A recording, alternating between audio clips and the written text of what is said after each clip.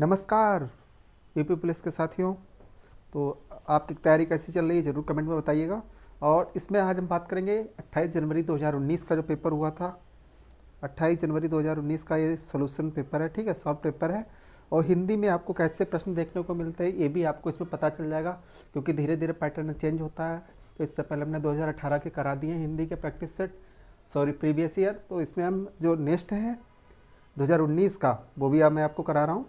तो आप अगर चैनल पर नए तो चैनल को सब्सक्राइब जरूर कीजिएगा, वीडियो पे लाइक कीजिए, शेयर कीजिए, ठीक है। और आपको ये वीडियो कैसे लगते हैं तो प्लीज़ कमेंट में ज़रूर बताएं। तो पहला क्वेश्चन है, निम्नलिखित प्रश्न में 4 विकल्पों में से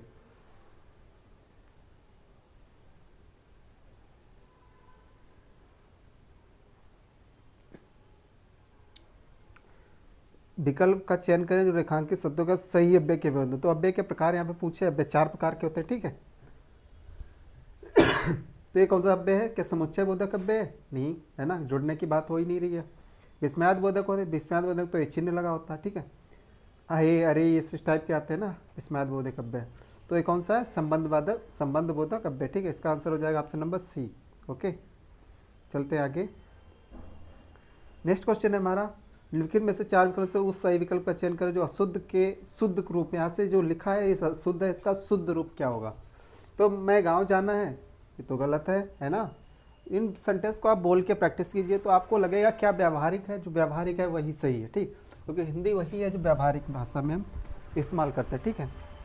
तो मुझे गाँव जाना है, मेरे को गाँव जाना है, क्या ये सही है? तो गलत हो जाएगा ना।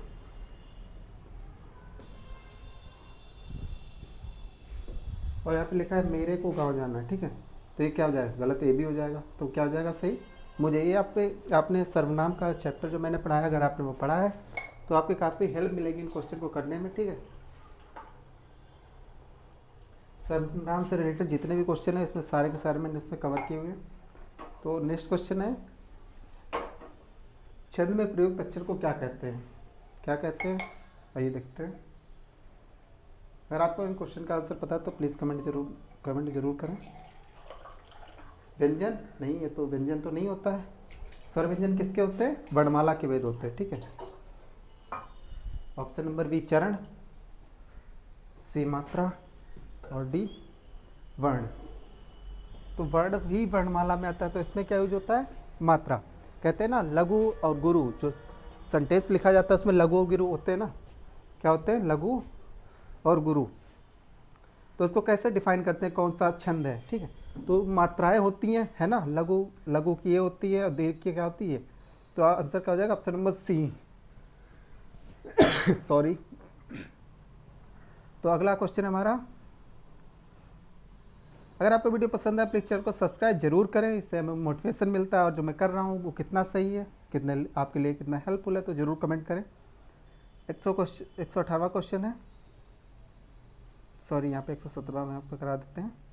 निम्नलिखित प्रश्नों में से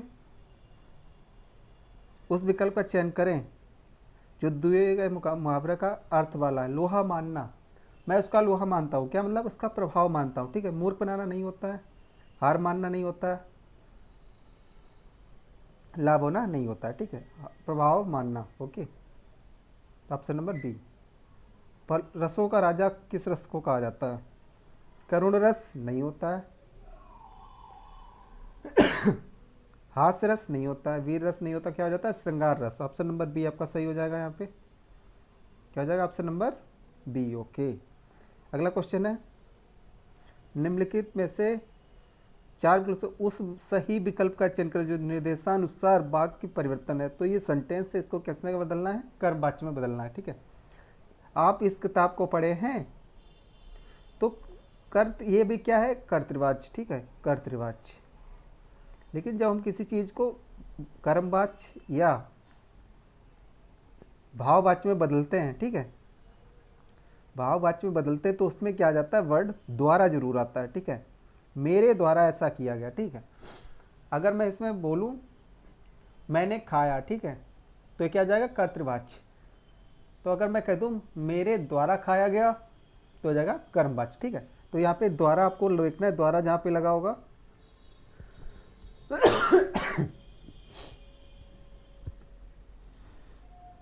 इस किताब को आपके द्वारा पढ़ा गया है। ऑप्शन नंबर बी, क्या आपने इस किताब को पढ़ा है? तो ऑप्शन नंबर बी तो यहाँ पे नहीं होगा। यह किताब आपके द्वारा पढ़ी गई है, आपने यह किताब पढ़ी है, तो ऑप्शन नंबर 2 कट गया। ठीक है, तो क्या हो जाएगा? Option number A. ठीक है, तो ऑप्शन नंबर ए यहाँ पे सही हो जाएगा। इस किताब को, है ना, जो सेंटेंस में वर्ड है इस किताब, है ना, तो इस किताब यहाँ पे जरूर आना चाहिए, जो सी में नहीं है। ठीक है, तो इस किताब जो वर्ड है वो तो यहाँ पे आना ही चाहिए था ना, तो ऑप्शन नंबर इसका हो जाएगा ए। अगला क्वेश्चन है, किसी के द्वारा कहे गए वचन को, जैसे हम कोई डिफिनेशन लिखते था तो इन्वर्ट किस में कब बंद कर देते हैं? ऐसे बंद कर देते हो तो ये क्या होते हैं? योजक चिन्ह क्या होता है? डैश होता है। ठीक है, अल्प विराम कॉमा होता है, अर्ध विराम क्या होता है? ऐसे हो जाता है। ठीक है, तो हो जाएगा उद्धरण चिन्ह। ठीक है, जब किसी की कहे गए वचन को सेम टू सेम वही लाइन में लिखते हैं तो इसको क्या बोल देते हैं? उद्धरण चिन्ह के अंदर बंद कर देते हैं। अगला क्वेश्चन है, निम्नलिखित में से चारों विकल्पों में से दिए गए शब्द के सही समास वाला विकल्प पहचानिए। चंद्रशेखर, चंद्र है शिखर पर जिसके, ऑप्शन नंबर ये। अगर मैं पूछूं इसमें समास कौन सा हो जाएगा, तो कौन सा समास हो जाएगा? बहुब्रीहि समास। क्या हो जाएगा? बहुब्रीहि समास। ओके, नेक्स्ट क्वेश्चन है हमारा, ऐसा बहुब्रीहि समास क्यों होगा? क्योंकि इसका चंद्रशेखर का मतलब होता है शिव जी होते हैं। ठीक है, तो जब थर्ड पर्सन का भाव, थर्ड अदर भाव आता है तो उसमें क्या हो जाता है? बहुब्रीहि समास। ऑप्शन नंबर ये। निम्नलिखित प्रश्न में 4 विकल्प दिए गए हैं, उनमें से उस विकल्प का चयन करें जो शब्द वाक्य का सबसे अच्छा एक शब्द विकल्प कहलाता है। तो वन वर्ड सब्स्टिट्यूशन इंग्लिश में बोलते हैं। यहाँ पे वाक्य की जगह पे हम क्या करते हैं? एक वर्ड यूज लिखते हैं। तो जिसका उत्साह नष्ट हो गया, उत्साही तो नहीं कहेंगे, तो अपोजिट हो जाएगा। उद्यमी नहीं कहेंगे। ठीक है, जिज्ञासु ये भी नहीं होता, जिज्ञासा रखने वाला। ठीक है, जानने का इच्छुक जिज्ञासु, जानने की इच्छा रखने वाला हो जाएगा जिज्ञासु। अगर मैं बोलूँ जानने की इच्छा वाला, जानने की इच्छा, तो जिज्ञासा हो जाएगा। ठीक है, तो हो जाएगा हतोत्साहित, मतलब उसका उत्साह खत्म हो गया, तो हो जाएगा हतोत्साहित। Option number C. अगला क्वेश्चन है, निम्नलिखित प्रश्न में 4 विकल्प दिए जिनमें से एक शब्द दिए गए अनेकार्थी शब्द का अर्थ है, उस शब्द को चुनें। तो जलज किसका होता है? पंकज का भी होता है ना। जलज पंकज किसके होते हैं? कमल के होते हैं। ठीक है, तो जलज यहाँ पे जैसे कमल का भी ये पर्यायवाची होता है, तो और किसका पर्यायवाची होता है ये? तो ये हो जाता है आपका मछली, जलज, जो जल में उत्पन्न होता है। ठीक है, तो ऑप्शन नंबर बी हो जाएगा आपका, ऑप्शन नंबर बी मछली हो जाएगा। ठीक है, चलते नेक्स्ट क्वेश्चन पे। निम्नलिखित प्रश्न में 4 वाक्यों में से उस सही विकल्प का चयन करो जो निम्न वाक्य का पूर्वकालिक क्रिया। तो क्रिया मैंने पढ़ाया नहीं, मैं आपको, अगर आपका कमेंट आएगा तो मैं इसको बता दूंगा, वरना मैं इसको यहीं पे क्लियर कर देता हूँ। ठीक है, जब किसी कार्य के एक काम के ख़त्म होने से पहले हम कोई और कार्य ख़त्म करते हैं। ठीक है, मैं पढ़कर, ठीक है, स्कूल गया। ठीक है, मैं पढ़कर स्कूल गया, तो इसमें जो पढ़कर वर्ड है ना, तो ये पहले कंप्लीट हो गया। स्कूल तो मैं जा रहा हूँ, ठीक, स्कूल में गया, मैं स्कूल गया, लेकिन क्या करके? पढ़कर। ठीक है, तो जो कर शब्द है इससे हमें क्या मिल जाती है? पूर्वकालिक क्रिया। ठीक है, तो अब बच्चों ने गृह कार्य किया, वे खेलने गए। ठीक है, तो इसको हम अगर गृह कार्य में बदलेंगे, सॉरी, वाच्य परिवर्तन करें पूर्वकालिक क्रिया, तो वो क्या हो जाएगा? बच्चे, ऑप्शन नंबर ए देखते हैं, बच्चे गृह कार्य किए बिना, नहीं करके गए ना, बच्चे गृह कार्य के बिना, बिना तो नहीं गए, करके ही गए हैं वो। बच्चे गृह कार्य करके खेलने गए। ठीक है, तो मैंने यहाँ पे आपको बताया था करके बोल देते हैं, मैं कर गया तो नहीं अच्छा लगेगा, तो मैं करके गया। ठीक है, ऑप्शन नंबर सी हो जाएगा। अगला क्वेश्चन है, निम्नलिखित 4 विकल्पों से रेखांकित पद के उचित कारक को पहचानिए। हे प्रभु, आनंद दाता, है ना, तो इस टाइम पे बहुत वायरल हो रहा है, तो इसमें मैं बात करूँगा कौन सा कारक होता है। तो कारक हिंदी में कितने होते हैं? 8 कारक होते हैं। हिंदी में कारक कितने होते हैं? 8। ठीक है, तो यहाँ पे संबोधन, अधिकरण, संबंध, संबंध क्या, काकी क्या आता है, इसका उसका, है ना, काकी के तो संबंध होता है। कर्म कारक उसका, ठीक है। अगर हम क्वेश्चन में, अगर हम वाक्य में, अगर हम क्या क्वेश्चन करें, क्या मैंने खाया क्या, तो अगर क्या का आंसर आ जाए तो वहाँ पे क्या होता है, कर्म कारक, ठीक है। तो इसका हो जाएगा ऑप्शन नंबर ए, संबोधन कारक, ठीक है। किसी को संबोधित कर रहे हैं ना। अगला क्वेश्चन है 126 नंबर, निम्नलिखित 4 विकल्पों में से उस सही विकल्प का चयन करें जो निर्देशानुसार वाक्य परिवर्तन सही विकल्प है। बच्चों ने खेल खेला, तो इसको भविष्यकाल में चेंज करना है, तो क्या हो जाएगा, बच्चे खेल चुके, नहीं ये तो पास्ट हो जाएगा। बच्चे खेल रहे हैं, ये प्रेजेंट हो जाएगा, मतलब वर्तमान हो जाएगा। बच्चे खेल चुके होंगे, है ना, ये क्या हो जाएगा, संभाव्य वर्तमान हो जाएगा, है ना। बच्चे खेल खेलेंगे, मैं ऐसा करूंगा, ये फ्यूचर में आता है, ठीक। Option number D, option number D, okay. अगला क्वेश्चन है, निम्नलिखित प्रश्न में 4 विकल्प दिए, उनमें से उस विकल्प का चयन करो जो निम्नलिखित, जो दिए गए शब्द का सही स्त्रीलिंग है।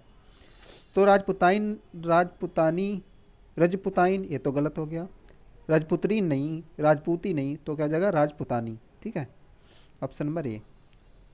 अगला क्वेश्चन है, निम्नलिखित सब प्रश्न में 4 विकल्प दिए गए हैं, जिनमें से उस विकल्प का चयन करें जो दिए गए शब्द का सही स्त्रीलिंग है। तो अगर आप देखेंगे 2018 में भी यही क्वेश्चन आया था, ठीक है।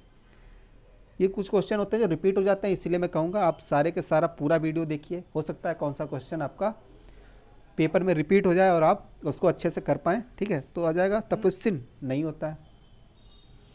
तपस्विनी, तपस्विन, ये भी नहीं होता। ऑप्शन नंबर ए हो जाएगा। ये मैंने आपको कराया हुआ है, अगर आपने पिछला वीडियो देखा है तो आपको ये चीज़ समझ में आ रही होगी। दिए गए, नीचे दिए गए शब्द का सही बहुवचन,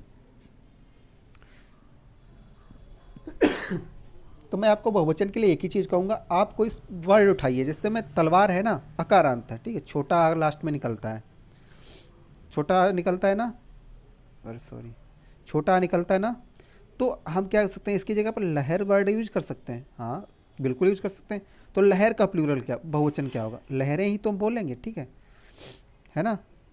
तो लहरें ही तो बोलेंगे, तो ये आपका हो जाएगा, इसमें मात्रा किसकी आ रही, एक ही, ठीक है, एक ही आ रही, बिंदी भी आ रही, तो ऑप्शन नंबर ए आपका सही हो जाएगा। ये सारे आपके गलत हो जाएंगे, ठीक है। तो आप उसी टाइप का एक वर्ड उठाइए, उसको प्लूरल कीजिए, जिसको आप अच्छे से जानते हैं, आप अच्छे से उसको व्यवहार में यूज करते हैं, तो उसका आप अच्छे से बहुवचन बना पाएंगे, ठीक है। जैसे अगर मैं कह दूं तो डिबिया, है ना, डिबिया, इसका अगर मैं प्लूरल पूछूं तो आप क्या बताएंगे, डिबियों बताएंगे, क्या बताएंगे, बताइए।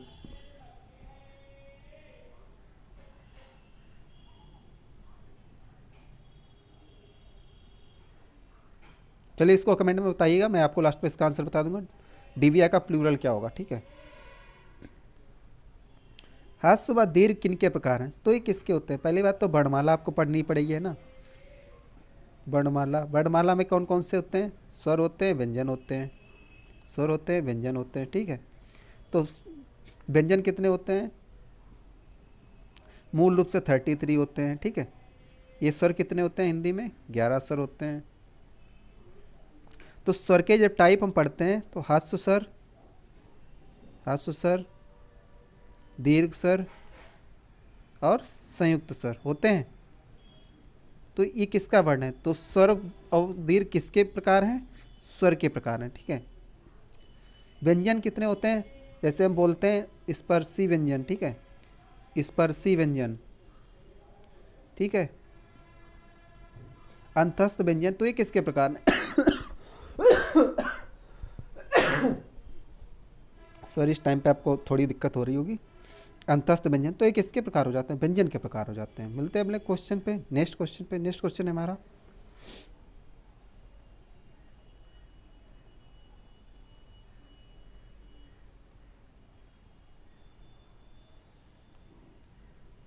नेक्स्ट क्वेश्चन, हाँ जैसे मैंने आपको बताया था यहाँ पे, निम्नलिखित इनमें से कौन सा ऊष्म व्यंजन है, तो ऊष्म व्यंजन इनमें से कौन सा है, तो आपको बता दूं ऊष्म व्यंजन और अंतस्थ व्यंजन में आपको यहीं पे बता देता हूँ ये क्या होते हैं। ऊष्म कौन, सॉरी ये क्या हो गया,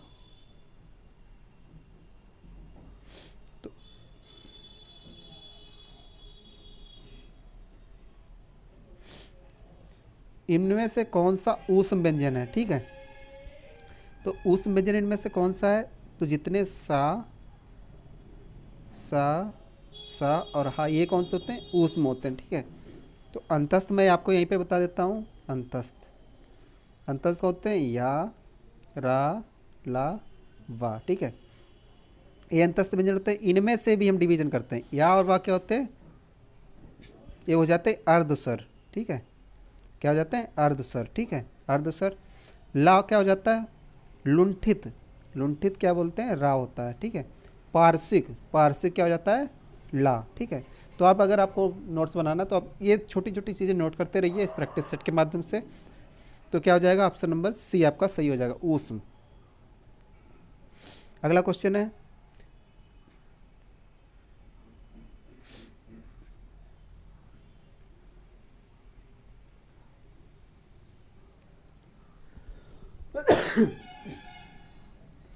दी गई जोड़ियों में कौन सी जोड़ी सही संज्ञा व उससे बने विशेषण शब्द की है।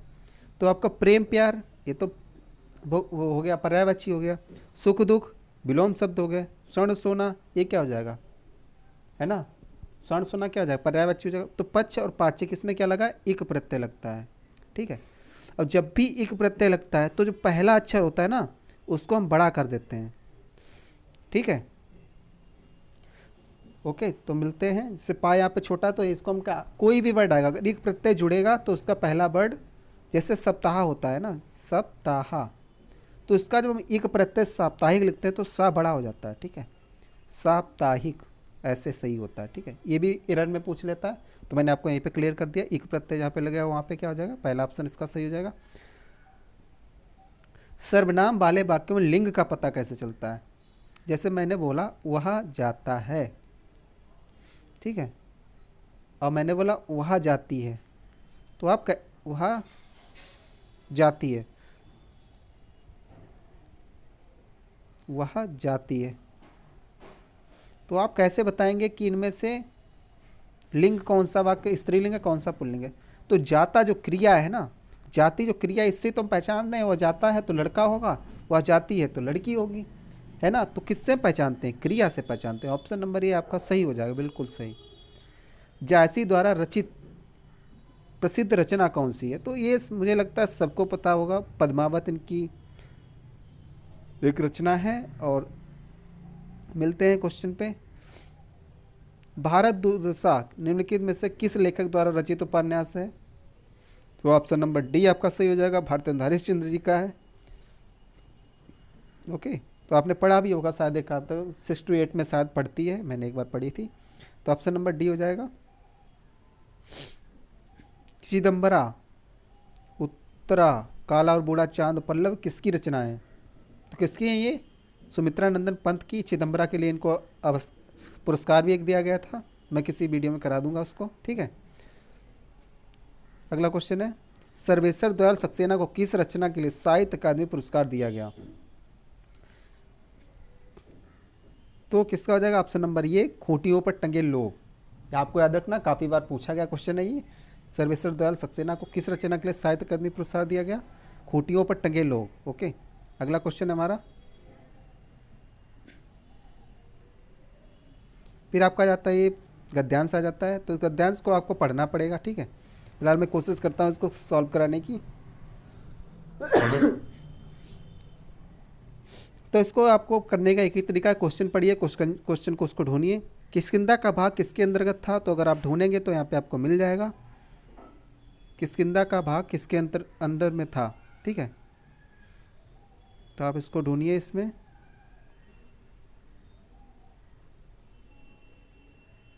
बाली शासित है ना, यहाँ पे देख सकते हैं, बाली शासित किष्किंधा क्षेत्र का एक भाग था, ठीक है। तो कहा जाएगा ऑप्शन नंबर 20 का आंसर हो जाएगा बाली। किसने हम्पी को सपनों की नगरी कहा था। तो आप जब उसमें ढूंढेंगे तो आपको मिलेगा, किसने हम्पी को, ये देखिए यहाँ पे इतिहासकार डोमिंग पेस ने हम्पी को सपनों की रानी कहा था, ठीक है। तो आपको ये क्वेश्चन, इसका कोई तरीका नहीं होता, इसका सिर्फ एक तरीका होता है कि आप जितनी जल्दी इसको ढूंढ पाएँ। ओके, हम्पी साम्राज्य की शक्ति का पतन कैसे हुआ। तो आप इसको ढूंढते हैं इसमें, हम्पी राज्य का पतन कैसे हुआ।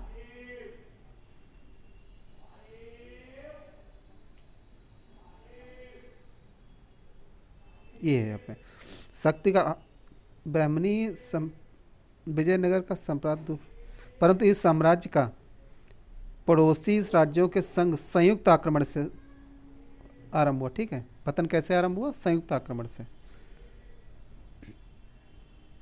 संयुक्त आक्रमण से, ऑप्शन नंबर सी। अगला क्वेश्चन, विजयनगर के भग्नाशेष की कैसी दृश्यावली के बीच फैले हैं। तो आपको मिल जाएगा ये विजयनगर के भग्नाशेष।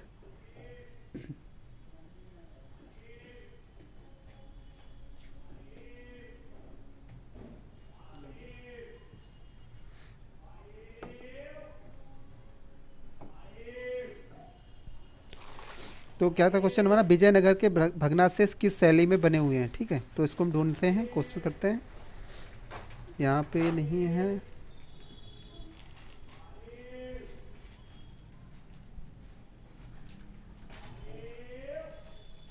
हाँ ये भग्नाशेष एक दूसरे पर टंगी चट्टानों के निर्जली दृश्यावरण, तो विशाल चट्टानों के भग्नाशेष हैं। देखते हैं इसको क्या ऑप्शन में क्या है।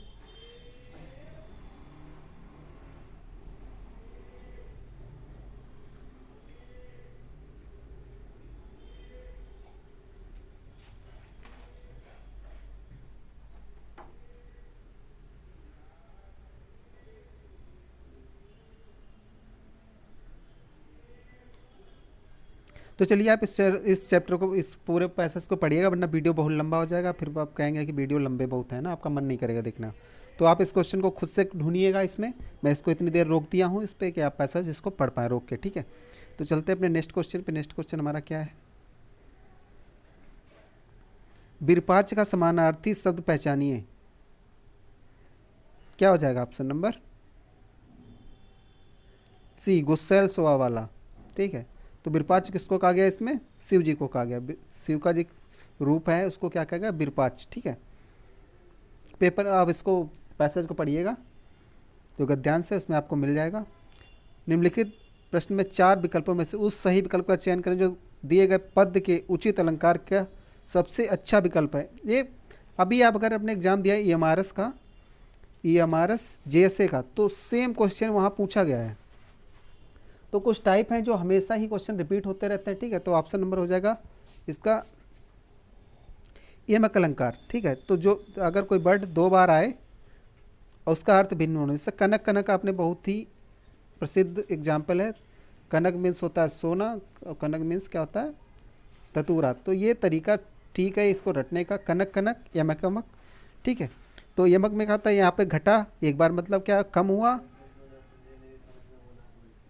अब ये घटा का क्या मतलब हो गया, बादल। ठीक है, जो बादलों की घटा छाई हुई है, तो वो एक हो जाएगा ऑप्शन नंबर ये, यमक अलंकार। अगला क्वेश्चन है हमारा, निम्नलिखित इसमें 4 विकल्प दिए गए, उनमें से विकल्प का चयन करो जो शब्द का सबसे अच्छा विकल्प है। तो पतन क्या मतलब क्या होता है, जैसे आपने पतन, ठीक है इसको मैं एक्सप्लेन करता हूँ। पतन, पतन का विलोम क्या होता है, उत्थान। ठीक है,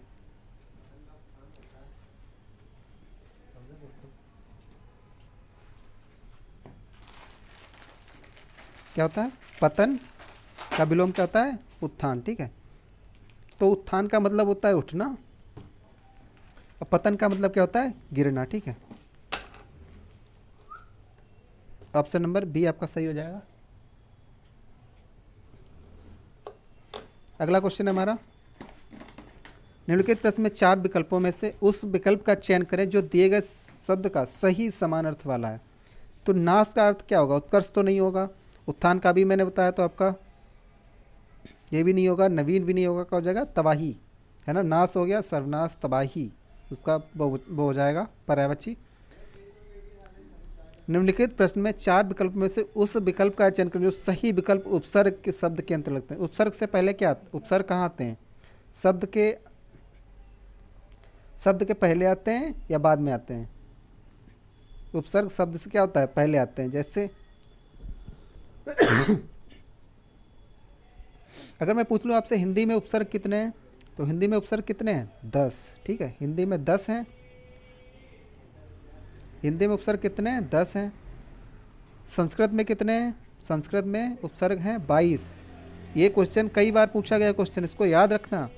और उर्दू में कितने हैं? उर्दू में उपसर्ग हैं 19। तो आपको हमेशा ज़्यादातर लोग 22 लगा देते हैं। उसका ऑप्शन नंबर जो है ये होता है कि हिंदी में उपसर्गों की संख्या 10 है। ठीक है, तो उपसर्ग का एक एग्जाम्पल ले लेते हैं कि आमरण। ठीक है, आमरण एक वर्ड है, इसमें शब्द कहाँ आया? पीछे आया। ठीक है, और आ उपसर्ग कहाँ लगा है? पहले। तो शब्द से पहले क्या आते हैं? शब्द के आरंभ में लगते हैं ना, शुरू में लगते हैं। Option number B. अगला क्वेश्चन है हमारा, निम्नलिखित प्रश्न में 4 विकल्प दिए गए हैं जिनमें से एक शब्द दिए गए शब्द का सही तद्भव रूप है। तो कपोत का मतलब होता है कबूतर। ये तो आपको संस्कृत के कुछ वर्ड होंगे रटने पड़ेंगे तभी आपको आएगा। ठीक है, ऑप्शन नंबर बी हो जाएगा। यहाँ पे कुछ है तो उसको मैं देखता हूँ, एक्सप्लेन करने की कोशिश करता हूँ। काम का क्या हो जाता है? कर्म हो जाता है ना। काज का क्या होता है? कार्य, है ना। संस्कृत में क्या बोलते हैं? कार्य। ठीक है, अगला क्वेश्चन, निम्नलिखित विकल्पों से 4 विकल्पों में से उस विकल्प का चयन करें जो प्रत्यय जिसमें नहीं है। तो चिकनाहट में प्रत्यय है क्या? आहट प्रत्यय है। जी हाँ दोस्तों, आहट प्रत्यय है। चांदनी में नी प्रत्यय लगा हुआ है पीछे। खटास में खट्टा प्लस आस प्रत्यय लगा हुआ है। क्या बखूबी में प्रत्यय लगा है? नहीं, यहाँ पे लगा है उपसर्ग। ठीक है, उपसर्ग लगा है, वो भी उर्दू का उपसर्ग। ठीक है, वाह, बदस्तूर, है ना। तो इस टाइप से आप लग सकते हैं। अगला क्वेश्चन हमारा, निम्नलिखित विकल्पों में से उस विकल्प का चयन जो संधि विच्छेद वाला विकल्प है। उल्लास का संधि विच्छेद क्या होगा? पहली बात तो उल्लास में संधि बताइए कौन सी संधि है? तो हो जाएगा हमारा व्यंजन संधि। अगर इसमें संधि विच्छेद करेंगे तो ऑप्शन नंबर आपका उत धन लास हो जाएगा। ठीक, एक एग्जाम्पल, हिंदी की जो संधियाँ हैं उसको याद करने का एक ही तरीका है, आप हमेशा एक एग्जाम्पल लीजिए, जैसे उल्लास वर्ड है। ठीक है, तो इसको मैं ऐसा करता हूँ, किसी वीडियो में समझा दूंगा, यहाँ पे लंबा हो रहा वीडियो। निम्नलिखित प्रश्नों में से 4 विकल्पों में से दिए गए शब्द के विपरीत अर्थ वाला विकल्प चुनिए। संयोग का अपोजिट क्या होता है? आपने श्रृंगार रस पढ़े होंगे। ठीक है, तो आपने पढ़ा होगा श्रृंगार रस। ठीक है, उसमें कितने 2 प्रकार के होते हैं? संयोग रस, है ना, और कौन से होते हैं? वियोग। वियोग, संयोग श्रृंगार, वियोग श्रृंगार। ठीक है, तो संयोग का अपोजिट क्या होता है? वियोग। ठीक है, तो ये रहा पूरा आपका लेक्चर। इसमें अगर आपको वीडियो पसंद आता है तो चैनल को सब्सक्राइब जरूर कीजिएगा। ठीक है, अगर आपको वीडियो पसंद आता है तो शेयर भी कीजिएगा, जिससे आपके जो थोड़ी सी हेल्प मेरी हो जाएगी कि जो मैं मेहनत कर रहा हूँ वो बाकी बच्चों तक पहुँच रही है ना। तो इस वीडियो को यहीं तक रखते हैं, मिलती है किसी नेक्स्ट क्लास में। और उसमें नेक्स्ट वीडियो में भी हम हिंदी के जो भी पिछले अगला सेट होगा है, मैंने 19 जनवरी का यहाँ पे करा दिया है 2019 का। ठीक है, सॉरी 27 जनवरी 2019 का। ठीक है, तो अगला वीडियो होगा जो एक और शिफ्ट बची है, सारे के प्रीवियस ईयर पढ़ेंगे, उसके बाद हम कुछ हिंदी का नया पढ़ेंगे। ठीक है, मिलते हैं किसी नए वीडियो में। धन्यवाद आप सभी का इसको देखने के लिए।